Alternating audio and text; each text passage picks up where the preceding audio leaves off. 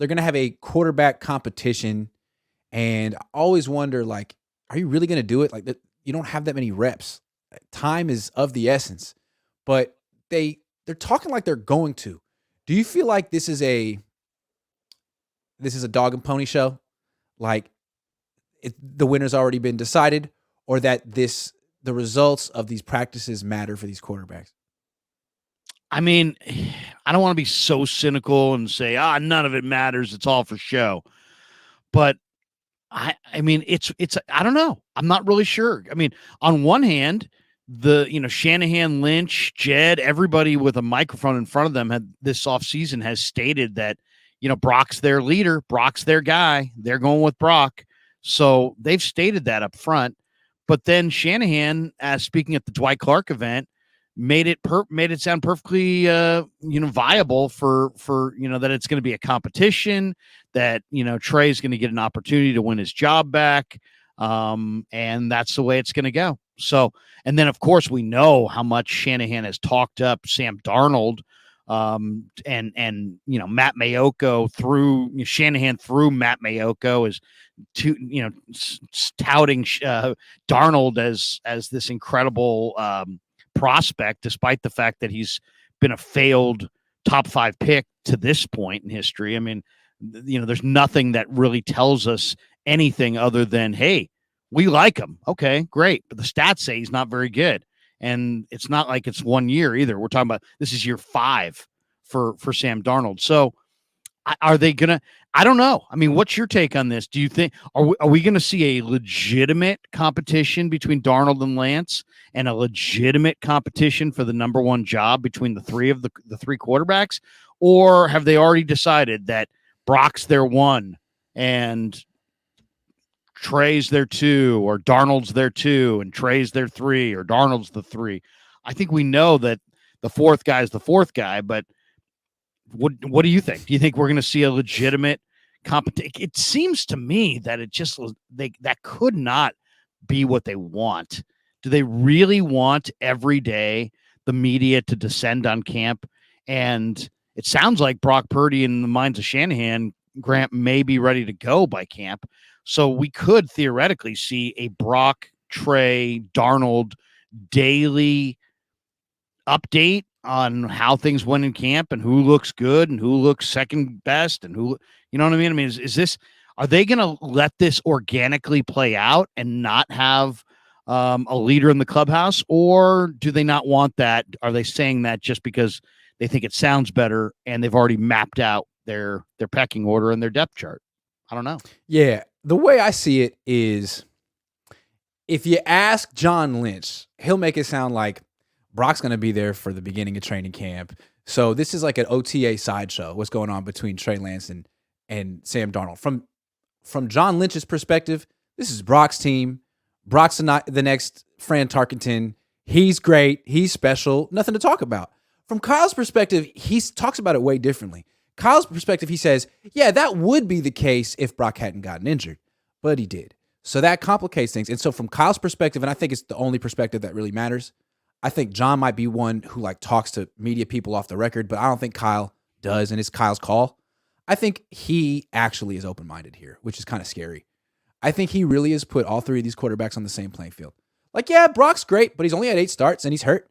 Trey, yeah, he's had a rough start, but I like him, and I'm not going to write him off, and I like Sam too. So you know what? Let's roll out the balls and see what happens, which is amazing because, I mean, I don't think most coaches would do it, but I feel like Kyle has the license and leash to do whatever the hell he wants on this team. And if he feels that, here's one way to look at it. He has competition at every single position, but he's never really had a quarterback competition. And there's been some controversy in the locker room about how legitimate is this person. Okay, let's freaking compete and have no question anymore. Maybe it's what this team needs.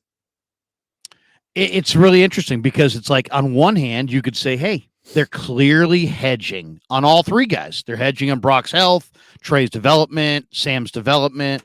Or you could look at it and say, look, guys, they just went through 4 quarterbacks.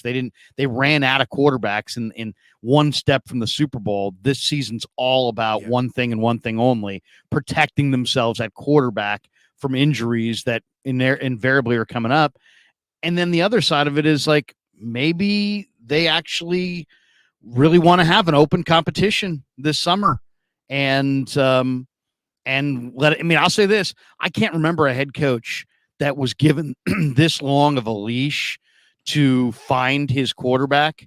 I got to think that Kyle Shanahan wants to get some closure on the competition and pick a guy and go with that guy, but maybe not. Maybe he wants to just play these guys off each other and have it be a 3-ring daily circus, because I think that's potentially what it could be.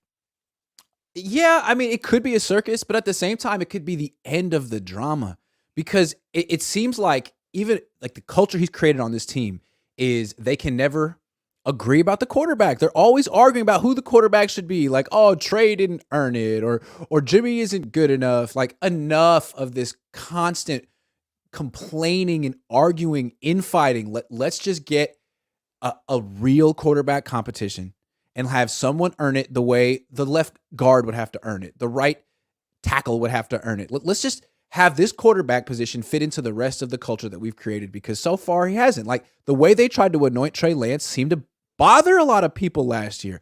Let's get rid of that. Let's not anoint any of these quarterbacks, because if we do, half the fan base, half the team is going to have a lot to say about it. Let's put an end to this. What else would you do if you were Kyle Shanahan and you've created this culture? Well, it's weird because it's like, it's weird. Okay, it is weird because, like, if you tell me that, take another competition, right guard from last year, Spencer Burford is way better than Daniel Brunskill. Or then somebody else argued, you know what? No. Burford's a rookie. Brunskill's the smartest offensive lineman. You need to have real football experience there. Brunskill's the better guy. Well, right. It's right guard, so we're just going to wait for Forster to tell us who he's playing, and then we're all going to be like, all right, we'll see if it works, and then we just kind of go from there. But in this situation, what if this competition, Grant, works if there's a clear winner? Yeah. If it's Brock has a good series, but man, Darnold had a great quarter. Oh, but man, Trey had a phenomenal second half. But Brock looked so good in camp. But you know what? The team has scored the most points with Darnold. But they've got the most yardage with Lance. You know what I'm saying? If it's murky, then what? If it's more drama. It's just more drama, and it hangs over the whole team. And you're trying to build a team where the quarterback's just one of the guys, and you can win with any. And it's like, it's too much. And I think that's Kyle's thing. It works in theory, but in the reality, it's just too much drama. And I think Kyle doesn't think about those things, and maybe he thinks he can control these things, but really it's bigger than him. And he coaches essentially like Cowboys West. He's not with the Falcons anymore, man. You're not flying under the radar. Every single thing you do is scrutinized on the 49ers, and having a quarterback competition, it could just be only losers. That's the thing. The result could be a bunch of losers from this quarterback competition if everyone's inconsistent. If one day Trey's good, one day Sam's good, and Brock's not even there. Like, did you have a winner, or did you just get two guys not really ready for the season? Or, what's going to happen is we're all going to watch practice, and then we're going to go in and we're going to talk to people, and then all of a sudden it's going to be like, well, you know what? George Kittle is one of the most respected guys in this offense, and he says, Trey's the guy. Oh, really? Because I just talked to Trent Williams, and Trent Williams is probably the senior member of the offense, and he just said incredible things about Sam Darnold. Oh, really? Because I just talked to, Lynch in the hallway, and he said that he thought Brock's never looked better. This potentially could divide the media, the fan base, and the country. Locker room. The country. And it could come down to the mail-in ballots. It could come down to the mail-in ballots. It really could. Hanging Chad. No, but, hanging Chad. The other thing is, let's not ignore the obvious. This is maybe the sexiest subplot in the entire league. So the NFL Network's going to park their trucks on the lot, and it's going to be seriously, we're going to be there. Everybody's going to be there. Everybody's going to be talking about it. So, that's why every other coach wouldn't do it. That's why every other coach wouldn't do it, and why no other team's going to actually have a quarterback competition. But you know what? It's Kyle. Kyle goes, dances to the beat of his own drum, and that's one of the things I like about him. And I'm really hoping it's a legit competition, because if it's a sham, I'm going to be mad, Kyle. mad. You won't like me when I'm mad. Well, I mean, you know the old saying: if you have two quarterbacks, it's really you have none. Well, they just said, you know what? Screw that. We'll go three. We got three. We got We three. might get four. Hey, why are you counting out Brandon Allen? The man is 30 years old. This is his.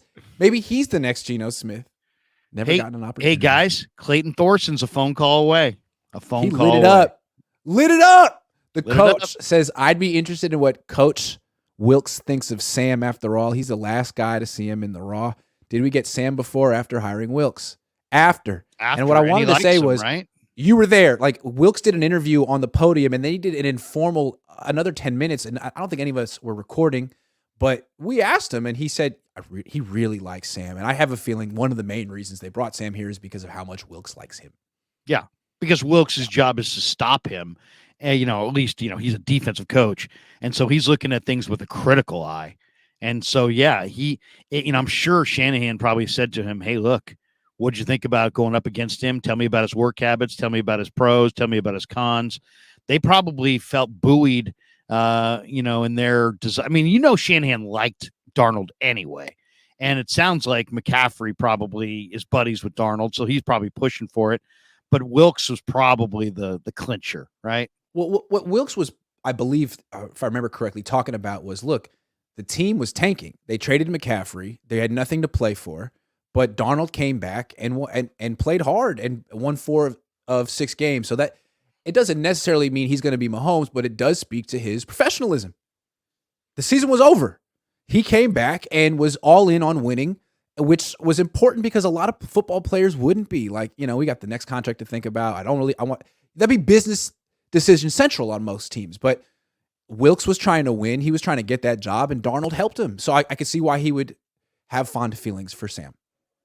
Yeah, I mean, and Sam did play pretty well. I mean, the highlight reel was impressive. He did some positive things in those final 6 games, but it wasn't all positive. But and what kind of a standard does Wilks have? I mean, did he have a low standard? Was he expecting nothing and got a little, or was he expecting a lot and got more? We don't really know what his expectations were because that's always a part of the equation. But yeah, he seemed to be totally positive about what Sam's value proposition is to any team he's on. So maybe don't defensive coaches usually think of quarterbacks the same way? It's kind of like are you going to lose the game for me kind of a look. You know what I mean? Like, okay, you're a playmaker, but how many plays are you going to make that cost me the freaking game, buddy? Like, that's usually how defensive coaches think. And I feel like from his perspective, hey, we freaking won with this guy. Like, now we weren't winning because of Sam. They were winning because of their running game and their defense, but he wasn't losing the game the way he was in under Matt Rule and with the Jets. So that's something. At least he was a game manager. You can win. I mean, there's no question that Carolina had a better surrounding cast than the Jets, and there's no question that the Niners have a better surrounding cast than the Panthers. Yeah. So maybe if the Panthers can win with Sam, maybe the Niners can win with Sam, not because of Sam. Or maybe because of Sam. I mean, the way they talk about the way he throws the football, they make it seem like they've never seen anybody throw a football like that in their lives. So people used to say that about Blaine Gabbert. I mean, they definitely said it about Jeff George once upon a time, and he wasn't any good.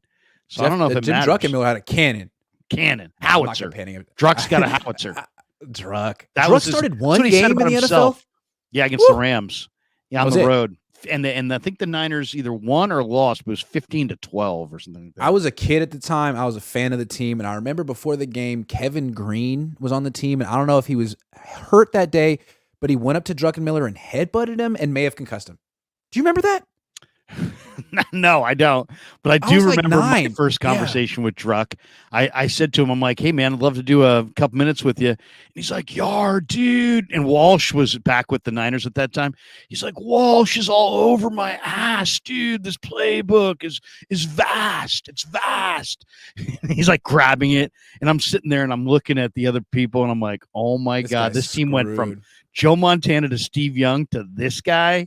I mean, he was just, oh man, it was a low point.